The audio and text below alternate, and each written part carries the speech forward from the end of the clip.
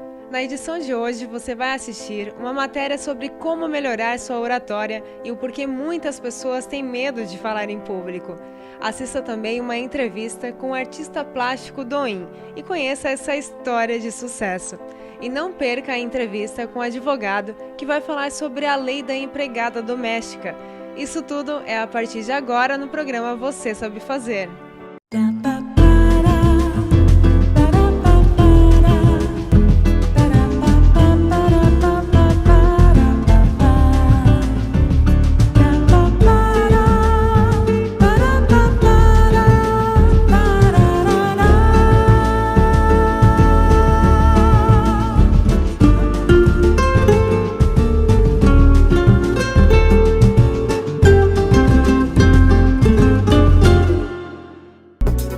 Programa Você Sabe Fazer com Caroline Meyer. Oferecimento: Que Massa Pizzaria. Teleentrega no telefone 3207-3003. Ótica Santa Catarina. Com laboratório próprio e 3 endereços na Rua do Príncipe. Olá, seja bem-vindo ao programa Você Sabe Fazer. Vamos começar este programa falando sobre como melhorar sua oratória e o porquê muitas pessoas têm medo de falar em público. O maior medo das pessoas é o de falar em público. Você tem este medo? Sabe como se comportar quando falar para uma ou várias pessoas? Como deve ser a linguagem corporal? Acompanhe a entrevista.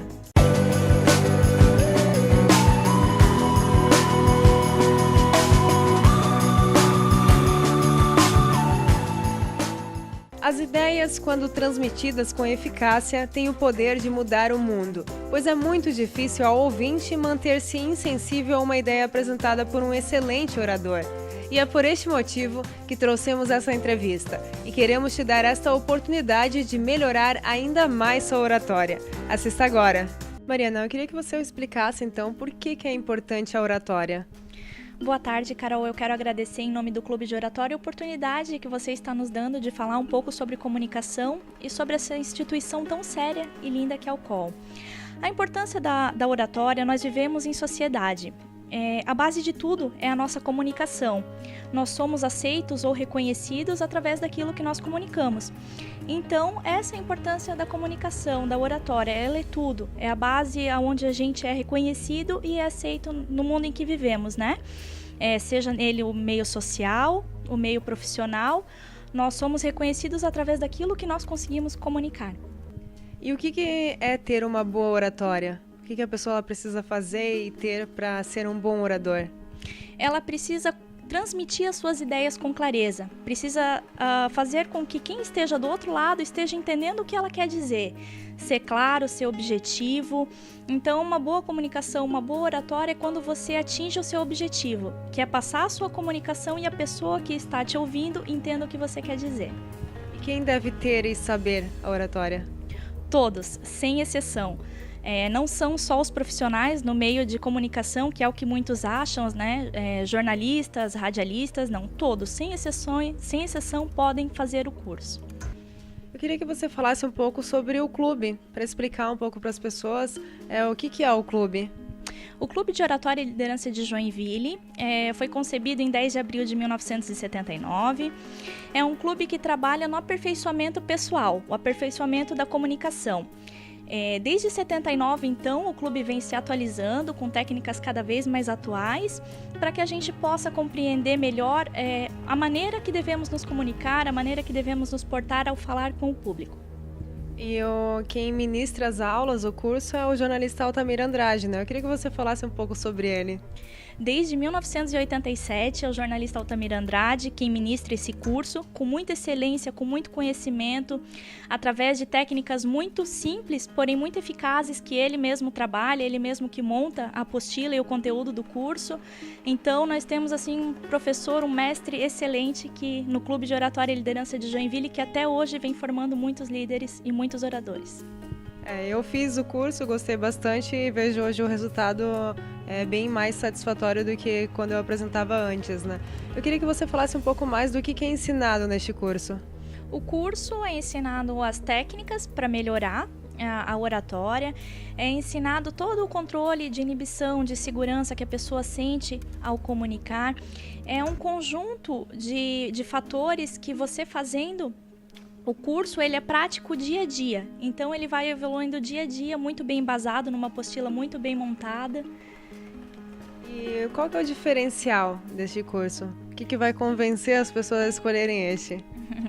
Nós temos o melhor curso da região e o que faz o diferencial são as pessoas que estão por trás dele, são os mestres, principalmente o Altamir Andrade, que é excelente em oratória, sempre busca novidades, sempre traz exemplos e nos torna não apenas líderes, nos faz pensar diferente, nos faz agir diferente.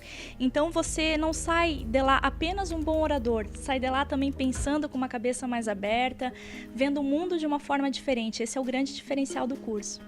E quais são os primeiros resultados que o aluno, após fazer este curso, vai perceber já de imediato? Então, a melhora imediata é a insegurança. Todos lá chegam muito inseguros, é muito complicado falar em público. Então, todos nos reportam, o nosso feedback é que perdem esse medo e conseguem se comunicar com muito mais leveza, com muito mais clareza. Então, a melhora imediata é a comunicação aberta, ampla e clara. E uma dúvida muito comum é por que as pessoas elas têm este medo de falar em público? É a insegurança, é o famoso suor na mão, são as pernas bambas, é tudo isso que a gente sente quando a atenção está voltada para a gente, né? Então é a famosa insegurança e tudo isso é trabalhado de maneira prática no curso e tudo isso vai embora. Quero então que você deixe 3 dicas, até para já dar um gostinho de quero mais para as pessoas para fazer este curso. A primeira dica é sempre se preparar. Você não pode passar para o seu público algo que você não esteja preparado para falar sobre o assunto. A segunda dica que eu posso dar é preparar os 5 primeiros segundos. Decore os 5 primeiros segundos e o resto deixa fluir, porque a coisa decorada ela não é vista como objetiva, não é claro, ela é apenas decoradinho, né? E a terceira é uma dica que o Altamir sempre nos passa, de inspirar e expirar 3 vezes antes de cada apresentação ou que for, tem uma entrevista, né? Sempre inspira e expira 3 vezes com bastante calma, que ajuda a controlar a adrenalina no corpo. E quando que vai ser o próximo curso? O qual sempre ministra 3 cursos ao ano, né? O primeiro vai ser agora, mês que vem, em abril, do dia 6 ao dia 13. Sendo que do dia 6 ao dia 10, as aulas vão das 18h45 até as 22h45. Tem um intervalo no final de semana. E no dia 13, então, segunda-feira, é a formatura desses alunos. Nós também estaremos comemorando os 36 anos do COL e a posse da nova gestão 2015-2017. É um evento aberto para toda a comunidade. Não perca esta oportunidade, não tenha mais medo de falar em público e saiba lidar com a linguagem corporal. Se você tem interesse em participar do curso com o Altamir Andrade, entre em contato conosco para saber mais informações. O e-mail é contato@vocêsabefazer.com.br. Agora vamos fazer um rápido intervalo e assista a seguir uma entrevista com um advogado que vai falar sobre a lei da empregada doméstica. Já já estamos de volta.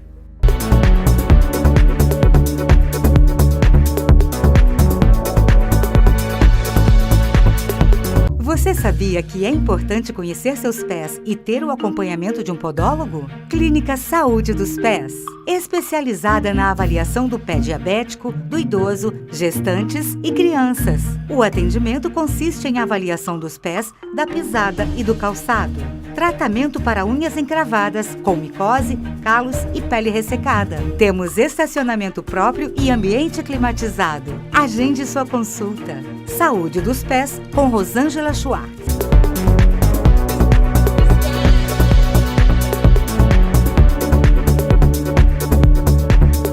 Você tem ou conhece alguém que tenha empregada doméstica? Conhece a lei e quais são os direitos e deveres? Saiba mais agora na entrevista.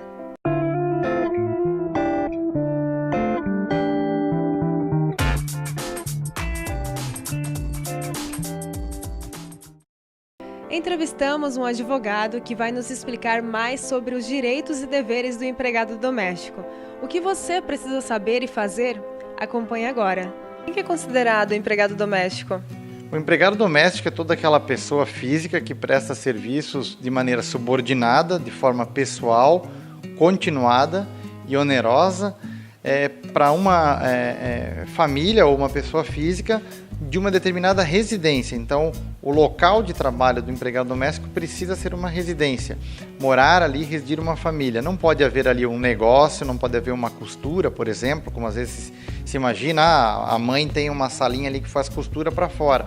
Já automaticamente uma pessoa trabalhando ali não vai ser um empregado doméstico, e sim um seletista normal. O empregado doméstico ele pode ser tanto aquela pessoa, mulher, que se diz que faz a limpeza da casa, mas também o próprio motorista da família, mordomo, pessoas que cuidam de idosos, jardineiro, todas as pessoas que tenham os requisitos do vínculo de emprego doméstico se caracterizam então como empregados domésticos não eventuais. É permitido o empregado doméstico menor de 18 anos? Não, não é permitido. O empregado doméstico precisa ser maior de 18 anos. E o empregado doméstico tem direito ao seguro-desemprego?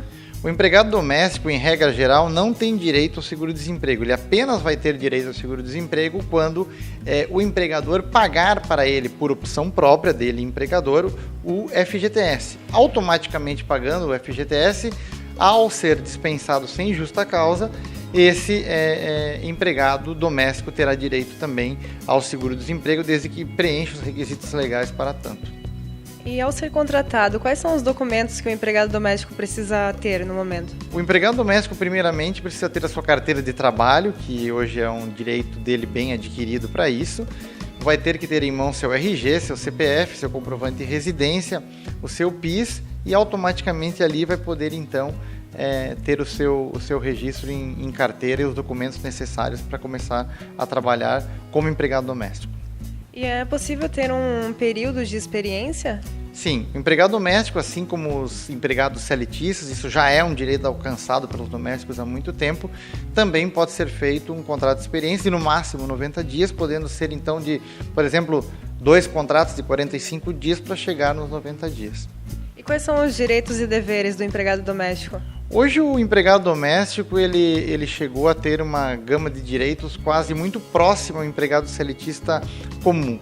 Em 2013, por exemplo, uma lei foi aprovada que concedeu vários direitos ao empregado doméstico. Contudo, apenas parte deles está regulamentado. Outros ainda precisam de leis para regulamentar essas leis. Então, assim, o que ele tem hoje? Ele já tem 13º, já tem férias, já tem aviso prévio. O salário, propriamente dito, sempre já foi um direito que ele já havia conquistado. Tem o direito à jornada de trabalho de 8 horas diárias. Então, ele tem direito, eventualmente, a receber horas extras, se assim ele trabalhar dessa forma, né? E quais são as obrigações do patrão? As obrigações do patrão é sempre cumprir o salário em dia, até o 5º dia útil, honrar também o patrão com a própria jornada de trabalho, e é um dever do próprio empregado. Esse aumento, diria para você, dos direitos dos empregados domésticos, nada mais também ocorre do que um aumento da sua própria obrigação como doméstico, em mais do que nunca agora ter que trabalhar 8 horas diárias. Primeiro ele podia até sair mais cedo, agora ele não pode mais. Só se o patrão permitir. Se o patrão não permitir, ele tem que trabalhar as 8 horas diárias. Tem direito ao intervalo de 1 hora, né, diária. E as obrigações do patrão, do empregador também, é colocar aquele ambiente de trabalho, um ambiente clean, um ambiente tranquilo, porque com esse aumento dos direitos, ter, por exemplo, uma higiene na casa boa, permitir que use luvas, use equipamentos que se protejam para não causar acidente de trabalho, para não causar insalubridade e demais outros danos à saúde do empregado, que logo já vai haver uma questão que vai vir regulamentar essa matéria. Quais são as condições de segurança? Olha, hoje não existe ainda uma fiscalização nesse assunto muito apurada e também uma obrigatoriedade de muitas questões. Então, o empregador tem que cuidar muito com a questão de chão escorregadio, um banheiro, como eu falei, em casa, não pode ser um banheiro classificado como banheiro público. Né? Um banheiro público é um banheiro de rua, banheiro mal cuidado, muitas vezes, né, ocorrendo. Então tem que tomar cuidado com essas situações para prevenir danos à saúde do empregado doméstico. E uma dúvida muito comum qual que é a diferença entre empregado doméstico e diarista? Olha, Carol, essa pergunta ela é simples de ser respondida. E tem uma situação que mata isso tudo e para de causar qualquer dúvida. Qual que é essa resposta? A diarista não existe no ordenamento jurídico brasileiro. Ela é uma profissão não regulamentada, ou seja, é uma figura que foi criada com a prática. Eu vou trabalhar hoje um dia numa casa e ganha por esse dia. Agora, ninguém diz, e não existe em lugar nenhum isso, se é uma vez por semana, são 2 vezes por semana, são 3 vezes por semana, quantas vezes por semana que são isso? Se viesse uma lei para regulamentar a diarista, sim, mas hoje, em qualquer situação, e eu já vi condenações de residências levarem um vínculo de emprego, um empregado doméstico trabalhava uma vez por semana durante 15 anos, todas as quartas-feiras, então é um risco muito grande uma diarista estar tanto tempo dentro de uma casa, podendo pleitear o vínculo e ganhar. Aí todo mundo para a dúvida, mas espera aí, quando é que é diarista? É 1, 2 vezes? O direito brasileiro ainda não aprovou nada em relação a diarista. Eu acredito que já deveria haver, porque daí essa dúvida sanava-se e você teria a doméstica e teria a diarista. A diarista, aliás, ela não tem proteção alguma, porque dificilmente ela recebe o seu valor, às vezes um valor com orçamento reduzido, não recolhe INSS, nada, então no futuro ela vai pensar, de quem que eu vou agora conseguir alguma coisa para ter um auxílio do INSS, ou uma aposentadoria por invalidez, ou uma própria aposentadoria por idade ou por tempo de serviço. Ela vai tentar resgatar aquilo onde ela trabalhou, e o risco seu, então, é muito grande tendo uma diarista em casa. Quais são as dicas finais, então, que você passa como advogado para os empregados domésticos e também para os patrões? Olha, os empregados domésticos tiveram um acréscimo grande nos seus direitos, acho que estão merecendo isso, acho que é um ponto que prudente para a vida, mas nós temos que não esquecer do seguinte, nós temos que dar condições para essas leis serem criadas. Então, o Brasil precisa ter instituições que façam, por exemplo, cursos. E isso, eu diria, o Sistema S, por exemplo, poderia dar um curso de capacitação para doméstica. Hoje, você sendo doméstico, você pode ganhar um bom valor final do mês, um bom salário. Existem poucos no mercado e quem é bom está sendo bem pago. Então, se você tem um treinamento e corre atrás, está melhor do que muita profissão. Então, para o doméstico que quer investir na carreira, o governo criou as leis, maravilha, beleza, ótimo, mas tem que dar condições de cursos que no Sistema S para serem feitos de capacitação. Para o empregador, muito cuidado na contratação. Hoje, qualquer deslize em relação a isso, você tem que consultar um advogado. Não sugiro consultar outras áreas, por exemplo, uma contabilidade ou outro, porque não é o segmento de trabalho, né, de profissionais, e sim apenas a área jurídica. Contratação doméstica é legislação. Então, na legislação é que você vai ter a ferramenta plausível para poder ter a melhor contratação, a melhor forma de ter um doméstico na sua casa. O programa Você Sabe Fazer se preocupa em trazer conteúdos de qualidade para você saber fazer da maneira correta. A seguir, uma história de sucesso. Conversamos com o artista plástico Doim. Não perca, é daqui a 30 segundos.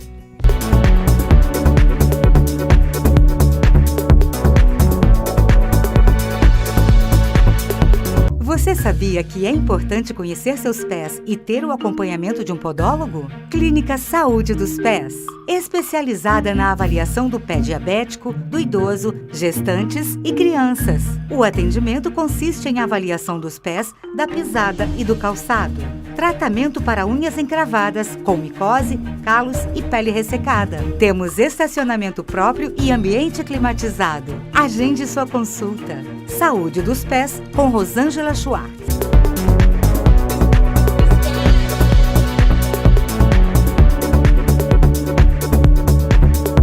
A arte pode ser apreciada de diversas maneiras. E hoje você vai conhecer a de um artista plástico. Veja só!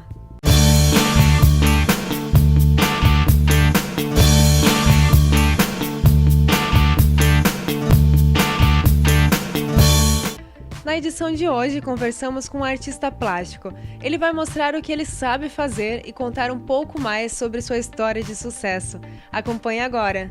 Eu fui para vários estilos, né? Eu fui desde desenho abstrato, depois eu fui para o figurativo, depois eu fui para o contemporâneo, mas hoje eu estou no abstrato figurativo, onde eu tenho um tema humano e o fundo eu tento colocar uma harmonia de cores e formas.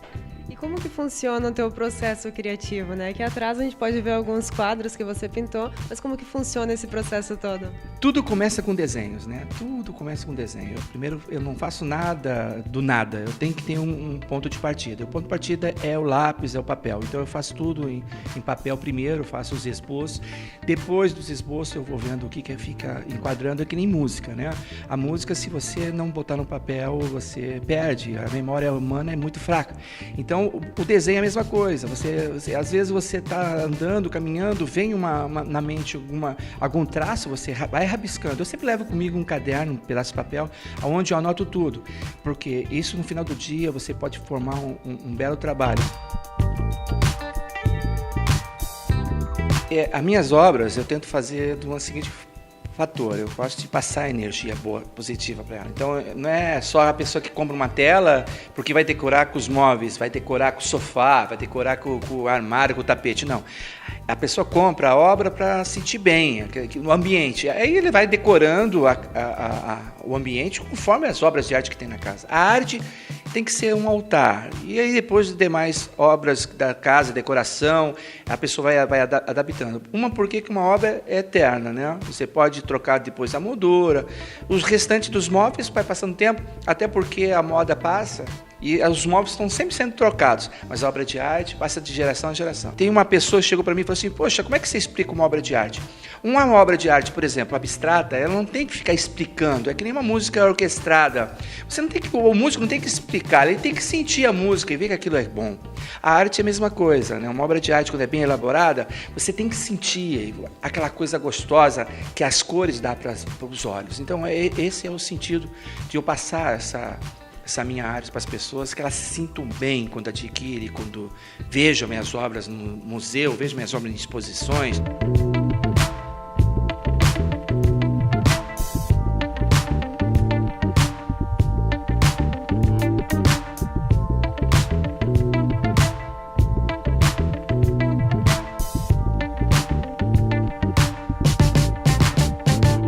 Eu fiz também aqui os colégios do Joinville, que é o Colégio Bom Jesus, Elias Moreira, Nova Era, os Santos Anjos. Também fiz o Mercado Público Municipal, também belíssima obra. São 2 painéis grandes, ali de 3 metros por 3 metros. E estou fazendo agora, recentemente, o painel do JEC para entregar na Ariana, no primeiro jogo do JEC na Série A.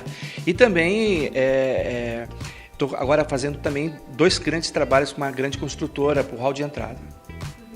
E na sua opinião, como que anda o mercado das artes plásticas no Brasil? Você acha que há alguma tendência a melhorar? O Brasil é difícil, né? O Brasil é um país que não é tão valorizado como eu vejo países aqui da América Latina, por exemplo, a Argentina, o próprio Uruguai.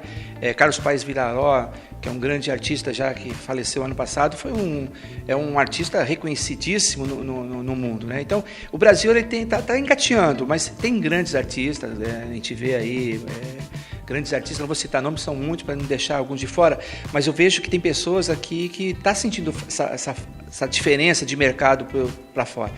E agora eu queria que você explicasse, assim, falasse o que a arte representa para você. A arte, eu sempre digo que a arte, ela faz o respirar, ela faz o viver. A arte, ela transforma, ela edifica, ela faz a gente crescer. E eu vejo que eu não conseguiria viver sem fazer arte, né? Eu sempre digo que Deus Criador, Ele criou o céu e a terra. A própria palavra diz assim que Ele criou o céu e a terra e tudo o que há. Então a criação é uma coisa que é divina, é uma coisa que você faz acrescentar, faz moldar, do nada fazer um tudo. Então a arte é tudo.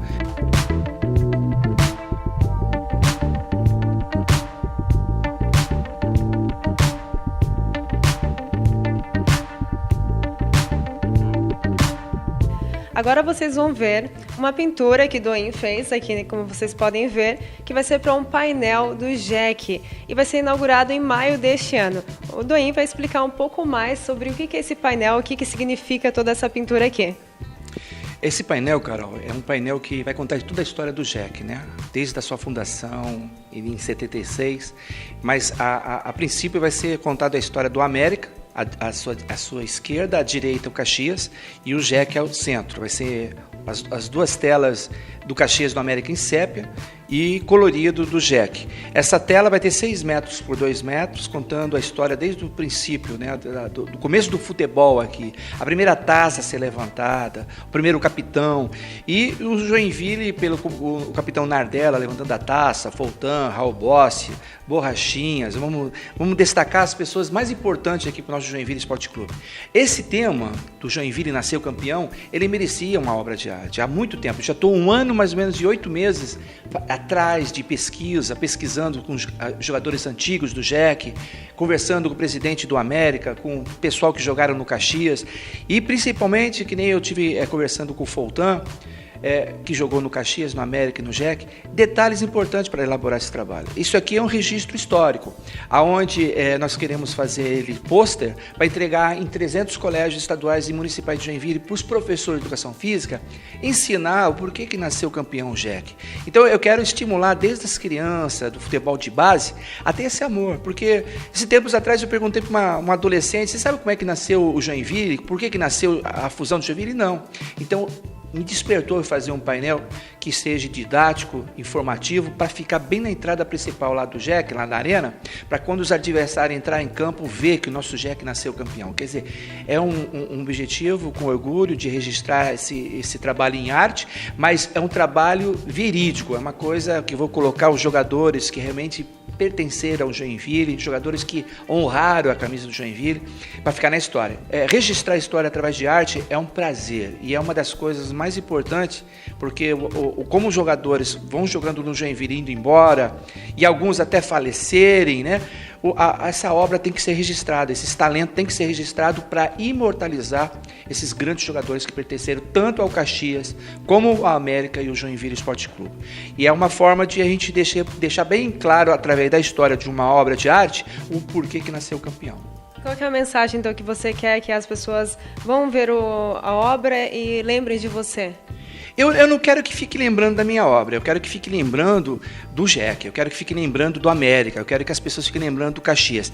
O artista é o que menos tem que aparecer, o que tem que aparecer é a história, é o registro, né? Porque a arte, que eu venho falando desde o início, a arte tem esse objetivo, é de contar a história. Porque um povo, Carol, sem história é um povo vazio, um povo sem memória.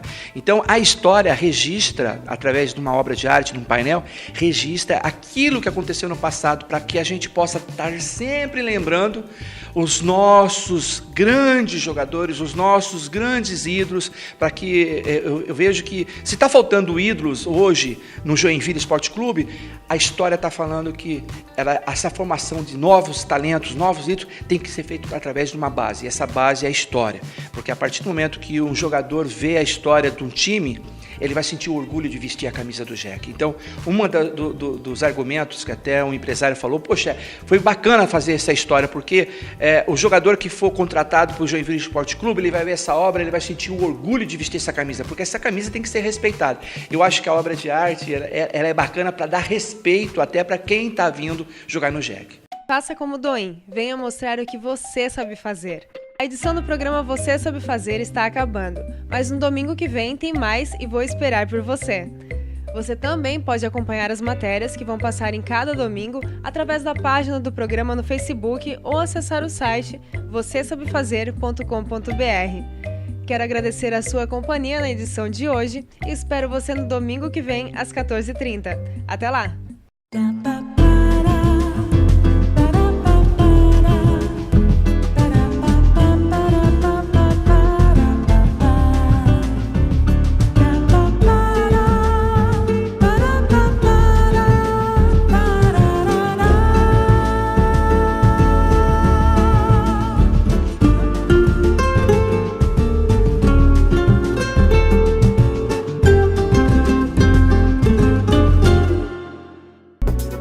Programa Você Sabe Fazer com Caroline Meyer. Oferecimento: Que Massa Pizzaria. Teleentrega no telefone 3207-3003. Ótica Santa Catarina, com laboratório próprio e 3 endereços na Rua do Príncipe. Se você é empresário ou conhece alguma empresa que está precisando de mais visibilidade, faça como os parceiros do programa Você Sabe Fazer. Entre em contato conosco através do e-mail contato@vocêsabefazer.com.br. Programa Você Sabe Fazer. Oferecimento: Que Massa Pizzaria. Teleentrega no telefone 3207-3003. Ótica Santa Catarina, com laboratório próprio e 3 endereços na Rua do Príncipe.